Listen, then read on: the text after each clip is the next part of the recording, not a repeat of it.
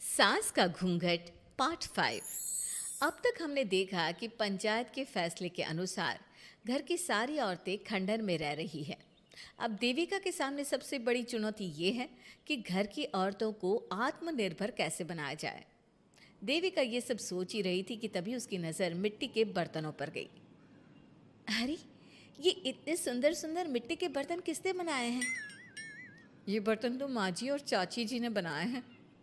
अरे वाह, इतने सुंदर बर्तन तो मैंने आज तक नहीं देखे। माँ जी, चाची जी, आपने ये कहाँ से सीखा? अरे बहू, ये तो हम बचपन से बनाते आ रहे हैं। ये स्टील, पीतल और कांच के बर्तन तो अब चले हैं। पहले तो मिट्टी के बर्तन में ही लोग खाना खाते थे। ठीक है, तो हम दोबारा से मिट्टी के बर्तनों में लोगों को खाना खाना सिखाएंगे। वीना दीदी और सुजाता भाभी, आप दोनों बताओ, आप दोनों को क्या क्या आता है?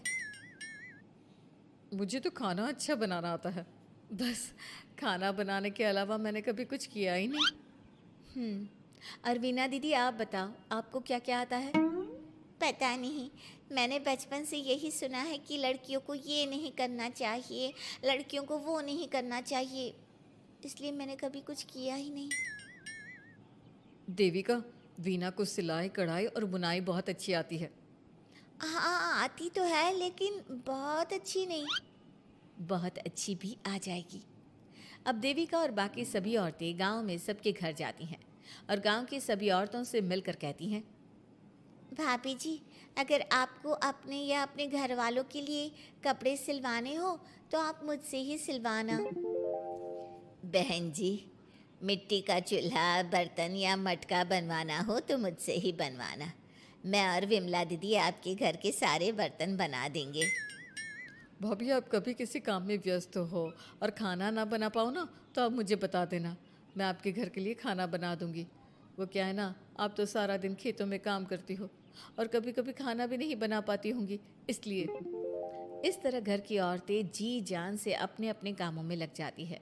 धीरे धीरे उनका काम बढ़ जाता है और वो अपने खंडहर को ठीक करने में लग जाती हैं। वहीं दूसरी ओर घर के सारे आदमी घर का काम संभाल नहीं पा रहे थे। अरे भाई कल्याण, चाय तो पिला दे। जमाना हो गया अच्छी चाय पिए हुए। आप भी ना घर के दामाद से क्या क्या काम करवाते हैं। अभी लाता हूँ चाय। कल्याण, तुम दामाद नहीं बेटे हो, इसलिए इस घर के सुख दुख, घर के काम और बाहर के कामों में तुम्हारा सहयोग तो होना ही चाहिए ना। इतने में कल्याण चाय बनाकर ले आता है। जैसे ही सचिन चाय पीता है तो उसके मुंह से चाय निकल जाती है। जीजा जी, ये क्या बनाया है, इतनी कड़वी चाय? इससे अच्छा तो करेले का जूस होता है। देख सचिन भाई, मैं तो ऐसी ही चाय बनाता हूँ, पीनी है तो पी, नहीं पीनी है तो अपने आप बना ले। मैं खाना बनाने जा रहा हूँ और अकेला नहीं बना सकता, आप में से कोई मेरी मदद करो। सचिन मेरी चाय की बुराई कर रहे थे ना, तुम जाओ अब खाना बनाओ। सचिन और मोहन दोनों खाना बनाने में लग जाते हैं। मोहन भिंडी काटकर कढ़ाई में छोड़ देता है और उसमें पानी डाल देता है। आपने भिंडी में पानी क्यों डाला? शायद पानी नहीं डलता, पता नहीं, लेकिन माँ ने कभी भिंडी में पानी नहीं डाला था। लेकिन बिना पानी के भिंडी बनेगी कैसे, मतलब गलेगी कैसे? बिना पानी के बनाएंगे तो चिपक नहीं जाएगी कढ़ाई से? पता नहीं, चलो देखते हैं कैसे बनती है भिंडी। भैया, कितने दिन हो गए ना अच्छा खाना खाए हुए। खाना तो सुजाता बनाती है, इतना मज़ेदार खाना कोई और बना ही नहीं पाता। सचिन और मोहन खाना तैयार करके ले आए। सभी आदमी खाना खाने लगे। खाना बना तो बहुत बुरा था, लेकिन किसी ने बिना कुछ कहे खाना खा लिया। तभी जोगिंदर ने कहा, घर की हालत कितनी बुरी हो रही है, जगह जगह जाले लगे हैं। 2 दिन से तो किसी ने झाड़ू भी नहीं लगाई घर की। हाँ, और घर में गंदे कपड़ों के ढेर लगे हैं। मेरे पास तो यह आखिरी कुर्ता ही बचा है पहनने के लिए। कल्याण, मोहन, तुम किसी नौकर को रख लो ना। हमने 1-2 लोगों से बात की थी नौकर के लिए, लेकिन कोई घर में काम करने के लिए तैयार ही नहीं है। गांव के सभी लोग खेतों में ही मजदूरी कर रहे हैं। घर के सभी आदमी घर के काम में लगे रहते हैं, तो वो अपने खेतों पर भी ध्यान नहीं दे पाते और उन्हें हर महीने आर्थिक रूप से नुकसान उठाना पड़ता है। धीरे धीरे उनके घर की हालत खराब होने लगती है। एक दिन कल्याण सबसे कहता है, घर को तो औरत ही संभाल सकती है, हमारे बस का नहीं है घर संभालना। हमें किसी तरह से उस सब को वापस इस घर में लाना ही होगा। अरे कल्याण बेटा, पंचायत का फैसला था कि औरतें हमसे माफ़ी मांगे, लेकिन उन्होंने माफ़ी नहीं मांगी। अब हम उन्हें बुलाने गए तो उल्टा हमें ही अपनी अपनी पत्नियों से माफ़ी मांगनी पड़ेगी। हमें कोई ऐसा रास्ता निकालना होगा कि वो मजबूर हो जाए हमारे पास आने के लिए। बापू, उन सभी ने अपने अपने काम शुरू कर दिए हैं। क्यों ना हम सबके काम में नुकसान कर दे, इससे वो मजबूर हो जाएंगे हमारे पास आने के लिए। भैया, ये कैसी बात कर रहे हो? इससे वो मजबूर नहीं होंगी बल्कि और भी ज़्यादा गुस्सा हो जाएंगी। मैं तो बोल रहा हूँ शराफत से जाकर माफ़ी मांग लेते हैं। मुझे यकीन है कोई माफ़ करे ना करे, माँ तो ज़रूर हमें माफ़ कर देंगी। नहीं सचिन, अगर हमने माफ़ी मांगी तो ये सारी औरतें हमारे सर पर चढ़कर नाचेंगी। हमें इनके सामने छोटा नहीं होना है। मोहन, कल्याण, तुम दोनों आज से ही काम शुरू कर दो। बस फिर क्या था, घर के सभी आदमी लग गए काम पर। मोहन और कल्याण रात को खंडहर में पहुंचे और उन्होंने सारे मिट्टी के बर्तन तोड़ दिए। उसके बाद वीना ने जो कपड़े तैयार करके रखे थे वो सारे कपड़े उन्होंने फाड़ दिए। सुबह जब घर की औरतों ने ये सब देखा तो परेशान हो गई। अरे, ये सारे बर्तन किसने तोड़ दिए? माँ, किसी ने मेरे सिले हुए कपड़े ही फाड़ दिए। ये हरकत कौन कर सकता है? और कौन करेगा भाभी, ये सब उन आदमियों की हरकत है। जब किसी तरह से हमें झुका नहीं पाए तो हमारे काम बिगाड़कर हमें परेशान कर रहे हैं। सभी औरतें दुगनी तेजी से काम में लग गई।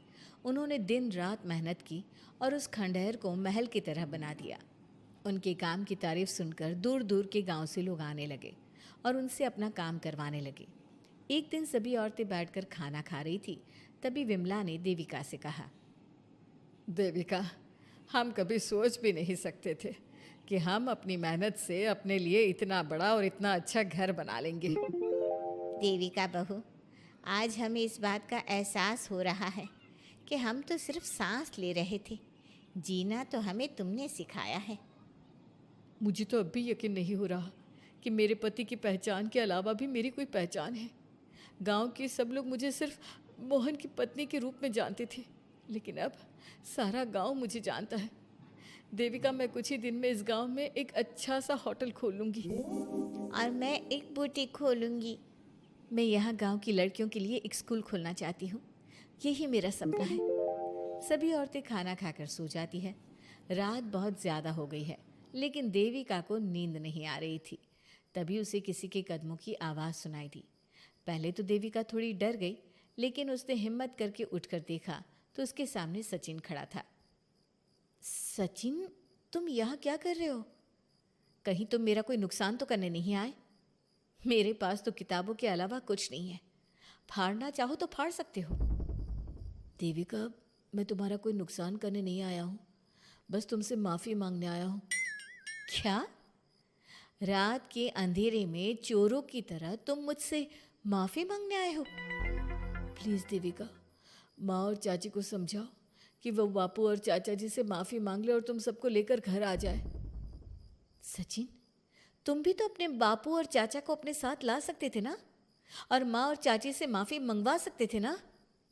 प्लीज़ देविका, मुझे माफ़ कर दो और घर चलो। कैसे माफ़ कर दूँ सचिन? तुमने मुझे मरने के लिए छोड़ दिया। अगर माँ और चाची हिम्मत करके मुझे अस्पताल ना ले जाती तो आज मैं और मेरा बच्चा जिंदा ना होते। ना तुम मुझे अस्पताल में देखने आए और ना ही अस्पताल से आने के बाद मेरा हाल चाल पूछा। मुझे तो छोड़ो, तुमने अपने बच्चे का चेहरा तक नहीं देखा और तुम मुझसे उम्मीद कर रहे हो कि मैं तुम्हें माफ़ कर दूँ? कभी नहीं सचिन। देखो देविका, हम सबको बहुत नुकसान हो रहा है। घर के काम की वजह से हम बाहर के काम पर ध्यान नहीं दे पा रहे। घर और जिंदगी दोनों अस्त व्यस्त है। वो इसलिए कि तुम सब आदमी संगठित नहीं हो। अपना दिमाग और ऊर्जा हमें परेशान करने में लगा रहे हो, और हम औरतें संगठित हैं। हम अपना दिमाग और ऊर्जा अपनी प्रगति में लगा रहे हैं। इसलिए हमने खंडहर को भी महल की तरह कर दिया और तुम्हारी हवेली खंडहर की तरह लगती है। सचिन देविका से बार बार माफ़ी मांग रहा है। क्या सचिन को अपनी गलती का सच में पछतावा है या फिर ये घर के आदमियों की कोई नई चाल है? ये जानने के लिए आपको हमारे आने वाले एपिसोड का इंतज़ार करना होगा। और हाँ, कमेंट करके हमें ये भी ज़रूर बताइए कि क्या देविका को सचिन को माफ़ कर देना चाहिए? क्या उसे सब कुछ भूल कर सचिन के साथ अपना घर बसाना चाहिए या फिर सचिन को भूल जाना चाहिए?